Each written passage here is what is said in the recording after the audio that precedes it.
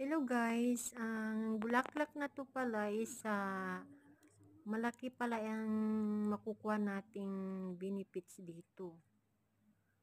Rosmar. Rosmar ba ito? Ito ba yung rosmar? Maganda daw ito sa buhok eh. Pero para sa akin, gitry ko ito. Nagda-dry na yung buhok ko. Ewan ko lang Ang kung ganda. siguro kung yung tubig lang Ayan. niya talaga. Okay Ang alin? siguro. Pero kasi Ito, yung sa mahal? akin, nilagyan ko nilagyan ko ng So, ayan, mga olive palangga. Ang oil. ganda ng bulaklak Ang dito sa tabi olive ng oil, nagda-dry bahay talaga ng yung mother ni Madam. buhok ko pag naglalagay ako Ayan. niyan. Hindi ako Bahay hiyang. matanda. So, ayan. Oh. So, ayan. Ay, meow, meow. Muntik nang masabihan ng yung lalaki. Ayan. So, ang cute niya ba? Yung kulay niya, no?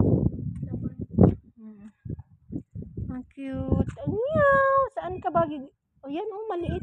Yan ba ang miming doon sa amin? O, yan ang miming. Miming. Meow!